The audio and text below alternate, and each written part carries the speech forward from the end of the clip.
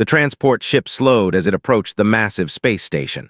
Park pressed her face against the small window and watched Horizon 7 grow larger. It was beautiful in a cold way, metal and glass spinning slowly in the darkness of space. Thousands of lights blinked from its surface like stars trapped in a cage. She was 28 years old, small, only 5 feet and 2 inches tall. Her black hair was cut short for practical reasons. Her hands were rough from years of training and work. Back on Earth, she had been a Taekwondo athlete. She won silver at the national championship when she was 22. But that was before Earth joined the Galactic Council. That was before humans learned they were not alone in the universe. Now she was a cargo specialist. It was not a glamorous job, but it paid well and it got her off Earth. She wanted to see what was out there. She wanted to prove that humans could survive among the stars. The transport docked with a heavy clunk, grabbed her bag and walked through the connecting tunnel.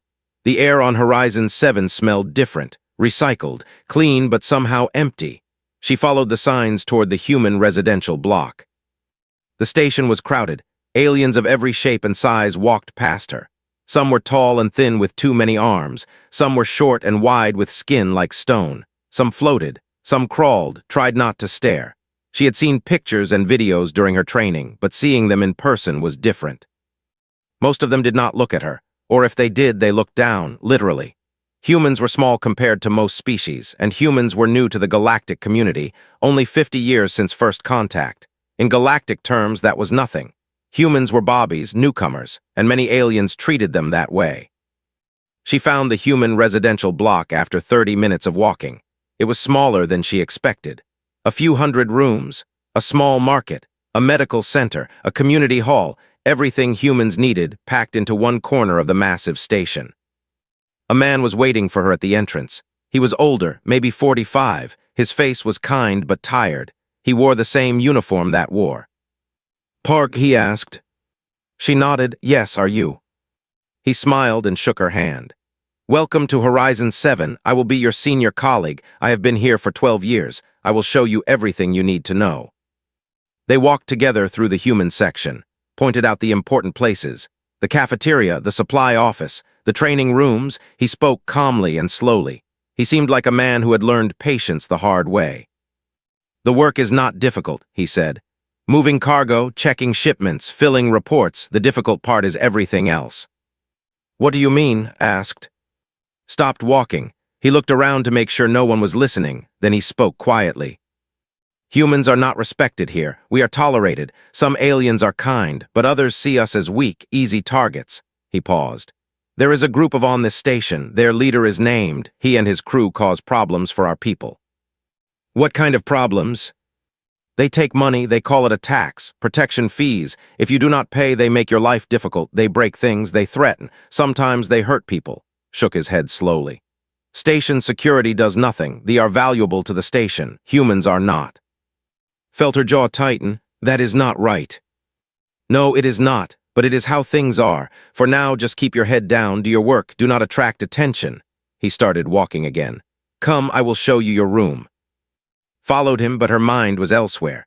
She was thinking about bullies. She had known bullies before, on Earth, in school, in competition. They were all the same. They pushed until someone pushed back.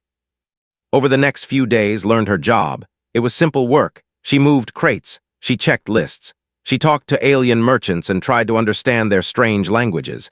Her translation device helped, but it was not perfect. Some words had no human equivalent. She also learned about they were large, 8 feet tall on average. Scales covered their bodies like armor. They had 4 arms and mouths full of sharp teeth. They came from a warrior culture. Strength was everything to them, and humans in their eyes had no strength at all. On her 5th day, saw for the first time. She was in the market buying food. A commotion near the entrance made her turn. A young human man was on the ground. His name was Lee. She had met him once. He was 19, quiet. He worked at his father's small shop. Standing over him was the largest had ever seen. His scales were darker than others, almost black. His 4 arms were crossed over his massive chest. 2 others stood behind him. They were laughing. "This is your tax for this week," said. His voice was deep and rough. He reached down and took the credit chip from his hand. "Thank you for your contribution, little human." Said nothing. He just lay there staring at the ground. His face was red with shame. Started to move forward. Her fists were already clenched, but a hand grabbed her arm. He had appeared beside her without a sound. "Not yet," he whispered. "Not here." "He cannot do that," hissed. He does every week." Grip was firm. "If you fight him now, you will be arrested, or worse, please, trust me." Forced herself to breathe. She relaxed her hands, but she did not look away from.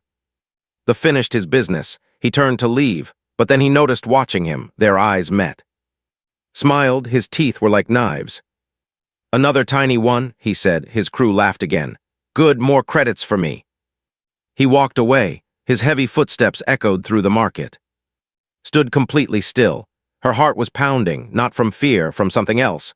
Something that had been sleeping inside her for years. She looked at, "Tell me everything about him. Everything about their laws, everything about how they fight." Studied her face for a long moment, then he nodded slowly. "Come with me," he said. "We have a lot to discuss." 1 week passed on Horizon 7, then 2, did her job during the day. She moved cargo, she filled reports. She smiled at alien merchants and pretended everything was normal. But at night, she had other work to do. She found an empty storage room in the back of the human residential block. It was small and dusty. Nobody used it anymore. She cleaned it. She moved some old mats inside, and she began to train. Her body remembered the kicks, the punches, the spinning movements that had once earned her medals. She was older now, a little slower, but the muscle memory was still there. She trained for 2 hours every night, until her legs burned, until her lungs screamed, until sweat dripped from her face onto the cold metal floor. During the day, she watched, she learned his habits. He collected his taxes every week. He walked the same routes. He visited the same places. He always had his 2 followers with him, and they were smaller than but still massive compared to any human. She also learned about his people. They were proud. They believed in strength above all things. Their society was built on dominance. The strong ruled, the weak served. It was simple and brutal. But they also had laws. Old laws, honor laws, and that was what interested the most. She went one night with questions. "Tell me about the challenge of standing," she said. Looked up from his desk. His face was worried.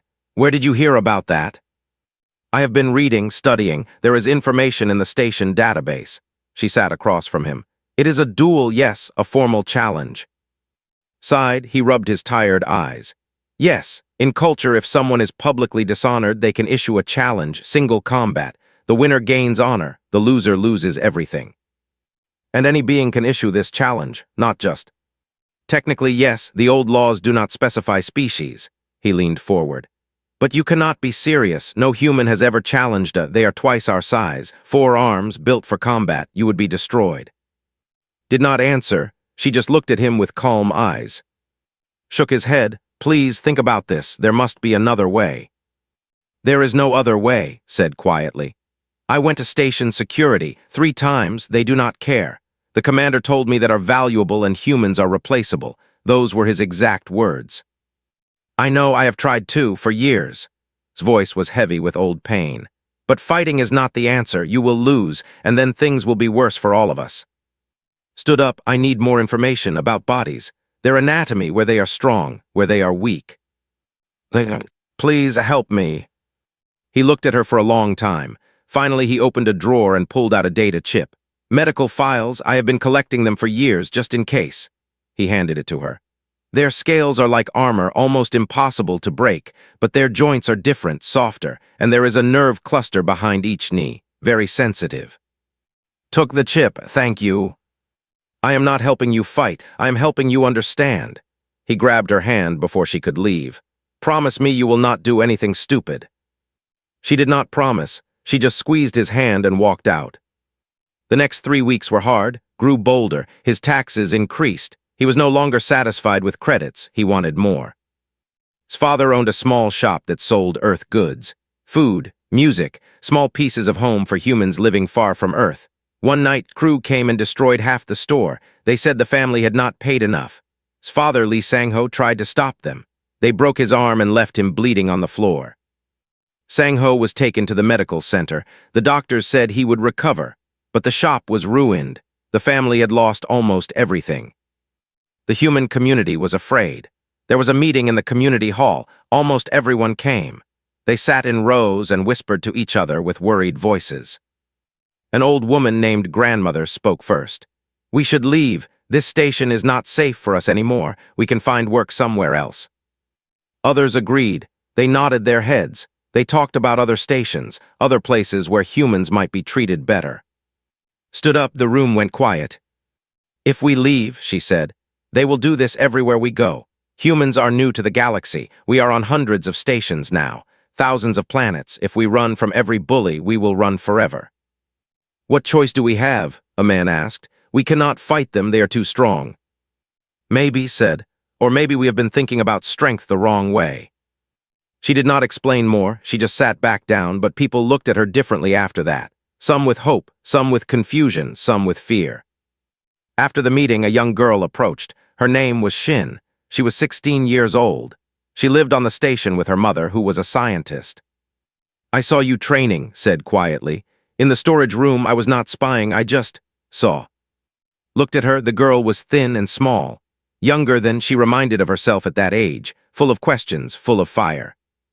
"Did you tell anyone?" asked.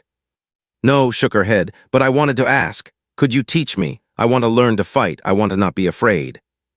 Studied her face. "It is dangerous. This is not a game." "I know." His eyes were serious.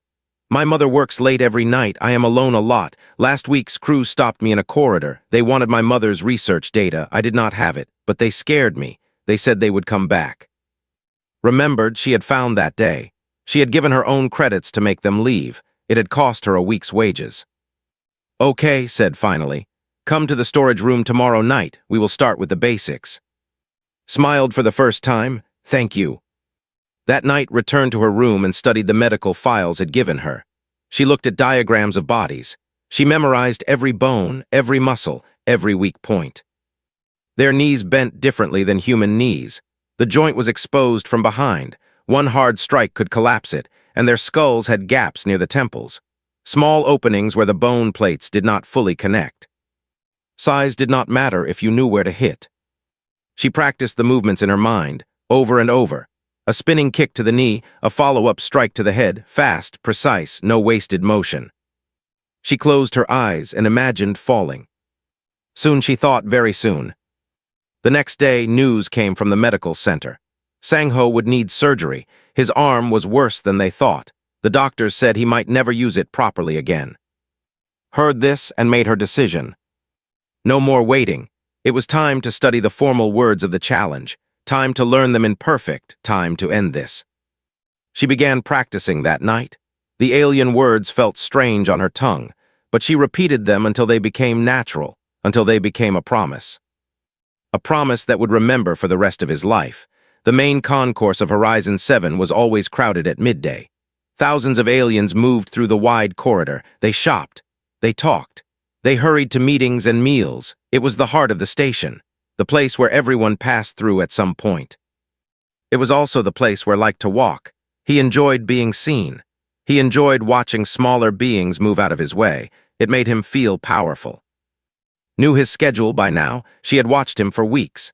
Every day at the same time, he walked through the main concourse with his crew. He stopped at certain shops. He collected payments from those who owed him.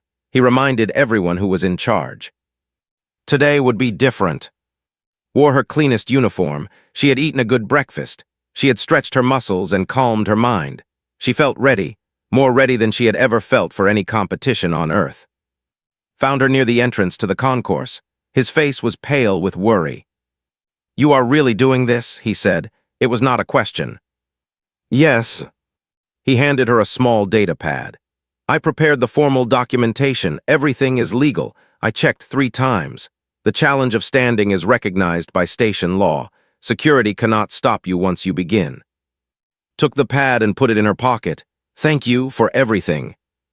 "Just be careful." His voice cracked slightly. "The humans here, they need someone like you. Do not let him kill you." "I do not plan to." She gave him a small smile. "Find a good place to watch and make sure everyone is recording." She walked into the concourse. The crowd was thick. Aliens of every kind pushed past her. She was so small compared to most of them, a stone in a river of giants, but she moved with purpose. Her eyes scanned the crowd, looking for dark scales and 4 massive arms. She found him near the central fountain. He was surrounded by his usual group, on his left, on his right, a few other behind them. They were laughing about something, probably about some human they had frightened that morning. Stopped walking. She was 30 feet away from him. Her heart was beating fast, but her hands were steady. She took one deep breath, then another. Then she shouted, "Brath of Clan VLKOS." Her voice cut through the noise of the crowd like a blade. Aliens stopped moving, heads turned. The busy sounds of the concourse faded into whispers. Turned slowly. His yellow eyes found her in the crowd. For a moment he looked confused, then amused. "The tiny human," he said. His voice was loud enough for everyone to hear. "Have you brought me your taxes? You are early this week." Walked toward him. The crowd parted around her. She could feel thousands of eyes watching. She could see humans on the upper levels looking down. Some were already holding recording devices. She stopped 10 feet in front of. She had to look up to see his face. He was more than twice her height. His forearms could tear her apart in seconds. His teeth could bite through bone. She was not afraid. "I have not come to give you anything," she said clearly. "I have come to take something from you." Screw laughed, made a joke about humans being stupid, slapped his leg with amusement. But did not laugh. His eyes narrowed slightly. "What could you possibly take from me?"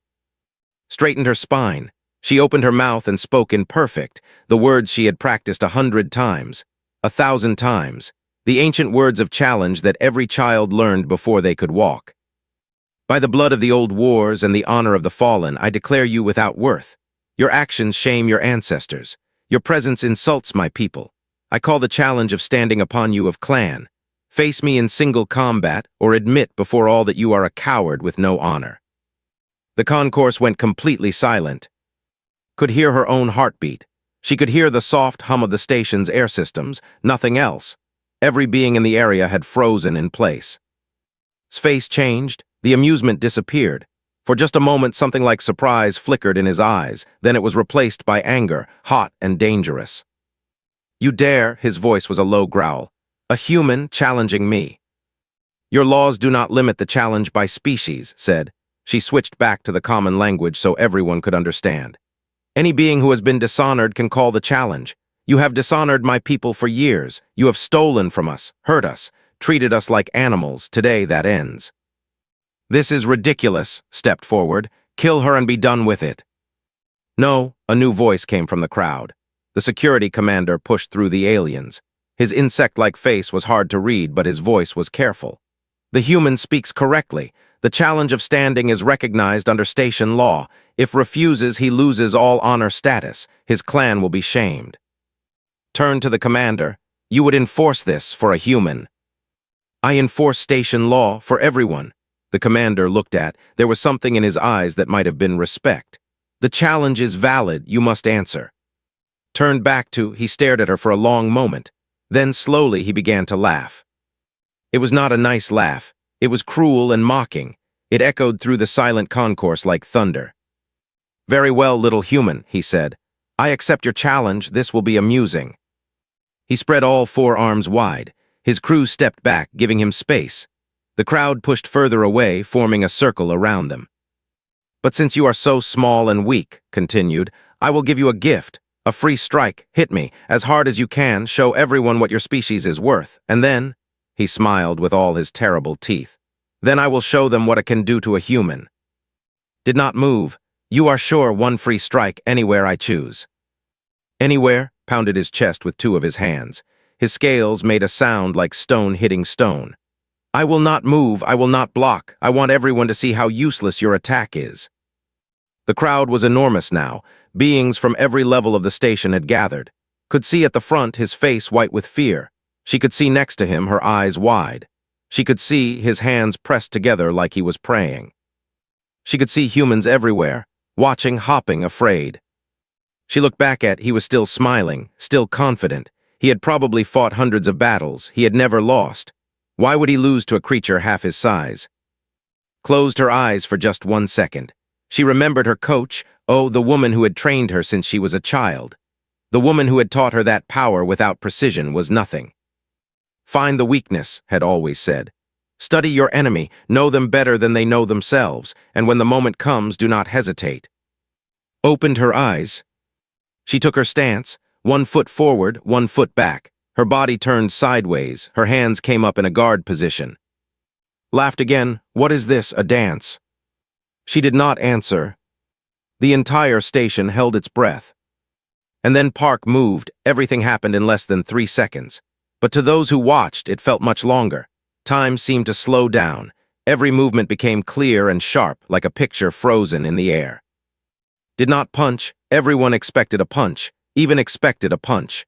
A tiny human fist against his armored scales. It would have done nothing. It would have broken her hand. It would have made him laugh even harder. But had not trained for weeks to throw a useless punch. She moved to the side first, a quick step that put her at an angle too. He turned his head to follow her, but his body stayed still. He had promised not to move, and kept their promises, especially in a formal challenge. Then she spun. Her right leg came up and around in a perfect arc. A spinning hook kick, the most powerful technique in Taekwondo. Every muscle in her body worked together. Her hip rotated. Her standing leg pushed against the floor. All her weight, all her strength focused into one point, the heel of her foot. The kick was not aimed at his chest. It was not aimed at his stomach.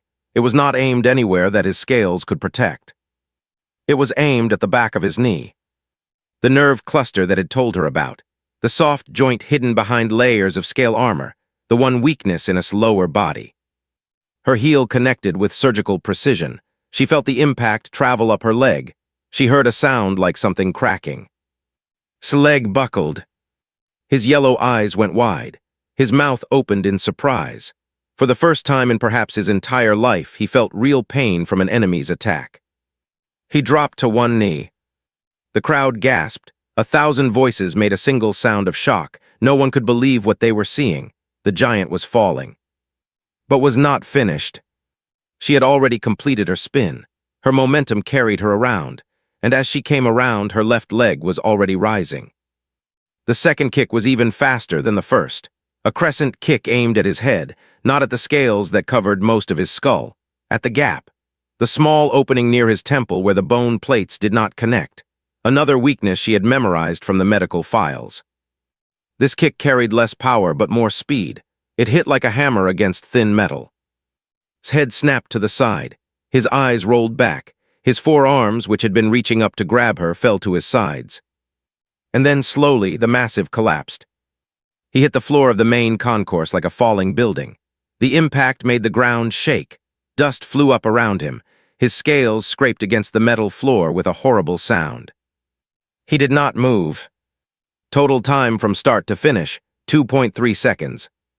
The silence in the concourse was absolute. No one spoke.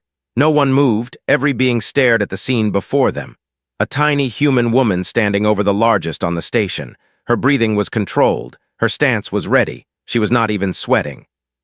Was the first to react. He stepped forward with a roar, his forearms raised to attack. You will die for this. Did not run. She did not flinch. She simply turned to face him and spoke in a clear, calm voice. Law, the challenge was accepted. The combat was witnessed. I won. She pointed at its unconscious body. If you touch me, your entire clan loses standing. All of you, your families, your children, forever shamed because you could not accept defeat with honor. Stopped, his arms slowly lowered. His face twisted with rage and confusion. He wanted to kill her. Every part of him wanted to tear her apart. But she was right. The old laws were clear. To attack the winner of a formal challenge was the greatest dishonor it could bring upon their clan.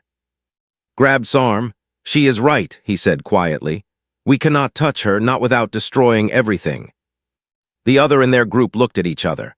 One by one they stepped back. Their faces were filled with emotions could not name. Anger, shame, fear, and something else, something that might have been respect. The security commander pushed through the crowd. He looked on the ground, then at the gathered. The challenge was legal, he announced, his voice carried across the silent concourse. The combat was witnessed by all, the human wins. The words hung in the air like a bell ringing. Medical personnel arrived minutes later. They brought a floating stretcher large enough to hold his massive body. They checked his vital signs. They spoke quietly among themselves. Heard pieces of their conversation, words like severe nerve damage and joint displacement and potential permanent injury. Did not heal the way other species did. Their joints, once damaged, rarely recovered fully. Might never walk properly again. As they lifted him onto the stretcher, his eyes opened slightly. They were unfocused and full of pain, but he saw standing there, he saw her looking down at him. He tried to speak. His mouth moved, but no words came out, only a weak, gurgling sound. Leaned closer. "You asked me to show everyone what my species is worth," she said quietly. "Now you know." They carried him away. The crowd remained for a long time after. Aliens of every species stood and stared and whispered to each other. What had they just witnessed? What did it mean? How had a tiny human defeated a warrior? Then the humans began to react. It started with, the young girl pushed through the crowd and ran too. She did not say anything. She just hugged her tight, her face pressed against his shoulder. Then came and others. One by one, the humans of Horizon 7 gathered around. They touched her arms. They held her hands. Some were crying, some were laughing. Most were too shocked to do either. "You did it," whispered. His voice was shaking. "You actually did it." "It is not over," said. "This was just the beginning." But for now, in this moment, it was enough. News traveled fast on a space station. Within an hour, every being on Horizon 7 had seen the recording. The tiny human woman, the spinning kicks, the giant falling. It was played over and over on screens throughout the station. By evening, the recording had been shared across the Galactic network. Other stations received it. Other planets. Humans everywhere watched a woman named Park defeat a monster in less than 3 seconds. And something changed. It was small at first, hard to notice, but it was there. When humans walked through the corridors of Horizon 7 that night, aliens looked at them differently. Not with respect exactly, not yet, but with something new. Curiosity, uncertainty, and just a little bit of fear. The galaxy had always believed that humans were weak, small, fragile, easy to ignore, easy to push around. Now they were not so sure anymore. In her small room that night, sat on her bed and stared at her hands. They were shaking slightly. The calm she had felt during the fight was gone now. Reality was setting in. She had challenged a monster. She had won, and nothing would ever be the same. There was a knock at her door. She opened it to find standing there with 2 cups of tea. "I thought you might need this," the girl said. Smiled and let her in.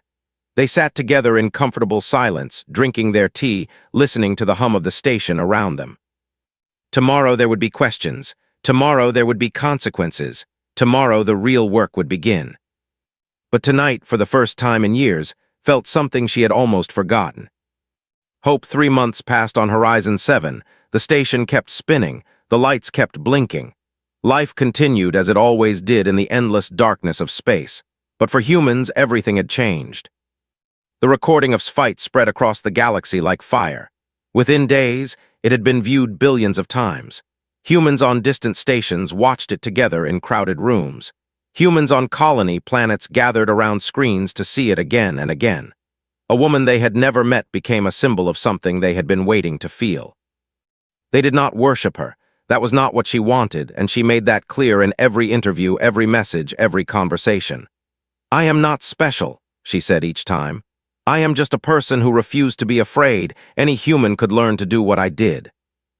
And they believed her, because she proved it. The storage room where it trained became a proper training hall, helped her expand it.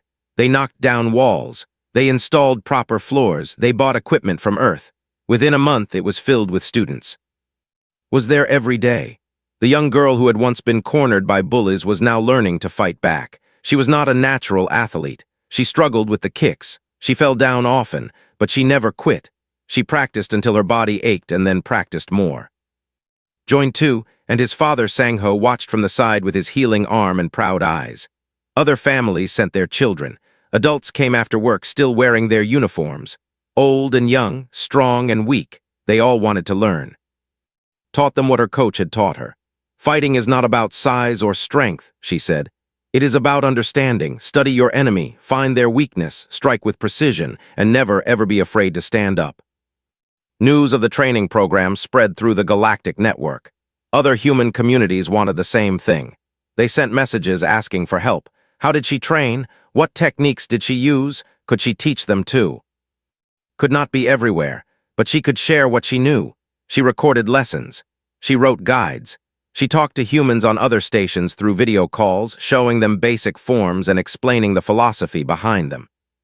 A movement was growing, small, quiet, but unstoppable.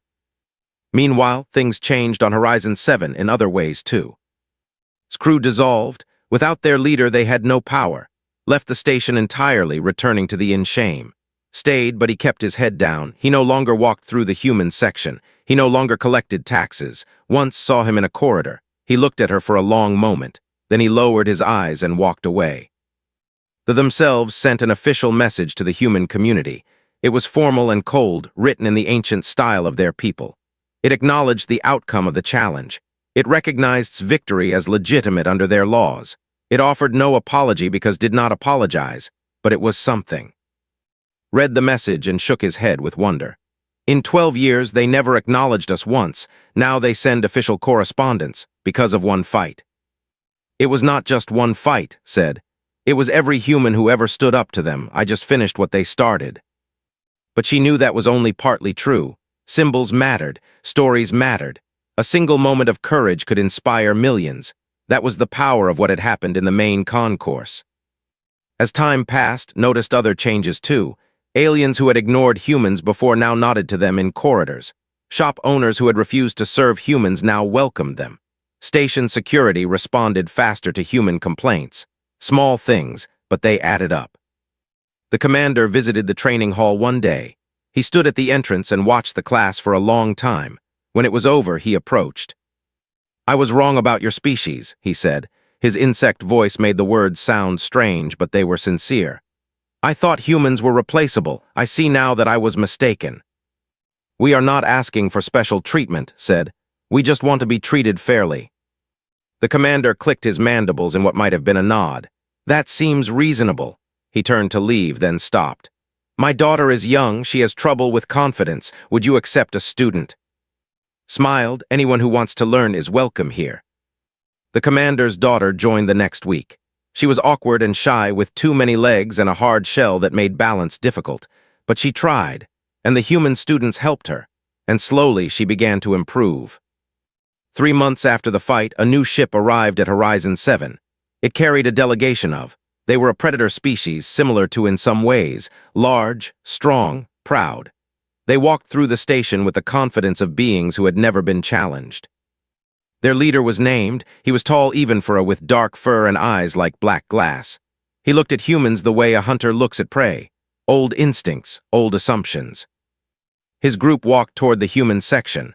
They moved slowly, looking around with obvious contempt. They stopped at the entrance to the residential block. Then noticed something. Through a window, he could see the training hall. Inside, 30 humans were practicing forms. Their movements were precise, coordinated, powerful. Old and young moved together in perfect rhythm. Among them, a small girl tried to keep up, her many legs struggling with human techniques. At the front of the class stood a small woman with short black hair. She led the movements with calm authority. Every student watched her. Every student followed her. Stared for a long time. His black eyes were unreadable. Noticed him watching. She turned her head slightly and met his gaze through the glass. She did not threaten him. She did not challenge him. She just looked at him calmly. Then she bowed politely, the way a teacher bows to a visitor, and she returned to her lesson. Something shifted in his expression. Not fear exactly, not respect exactly, something in between, something uncertain. He turned to his group and said something in their language. The words were too quiet to hear. Then he walked away. His delegation followed. They did not enter the human section. They did not cause trouble. They just moved on to other parts of the station. Saw the whole thing from across the corridor. He hurried to after class. He said, slightly out of breath. They were heading this way. I was worried, but then they just left. Wiped sweat from her forehead. They saw what they needed to see. What do you mean? She looked at the students filing out of the training hall. Humans and one, tired but proud, growing stronger every day. They saw that we are not prey anymore, she said, and predators do not waste time on difficult targets. That night sat on the observation deck and watched the stars, sat beside her. They did this sometimes, just sitting together, not talking, just being. After a long silence, spoke. Do you think other humans will be okay, on other stations, on other planets? Thought about the question. The galaxy was vast. Humans were scattered across thousands of worlds. They faced dangers she could not imagine, aliens who saw them as weak, systems that did not value them, challenges that seemed impossible. But she thought about the messages she received every day. From humans learning to fight, from communities building their own training halls, from people who had seen a small woman defeat a giant and had found courage in that moment. "I think," said slowly, "that we are just beginning to show the galaxy who we really are." She looked up at the stars. Each one might have a planet. Each planet might have humans. Each human might be facing their own challenge, their own moment of truth. And she hoped that when that moment came, they would remember what she had shown them. That strength was not about size. That courage was not about winning. That being human meant standing up, even when the universe told you to stay down. The galaxy had always measured worth by teeth and claws and scales. Humans measured it differently, and the universe was finally beginning to understand the difference. Far across the station, in a medical room, lay in his bed. His leg was wrapped in machines that hummed and clicked. The doctors said he might walk again someday, with help, with support. But he would never stand tall again. He would never tower over anyone again. He would always carry the memory of a tiny human woman who had brought him down. He stared at the ceiling and saw nothing but darkness. And somewhere in the human residential block, 31 students practiced their forms. Their kicks grew stronger, their hearts grew braver, and they waited for the day when someone would tell them to hit. They would be ready.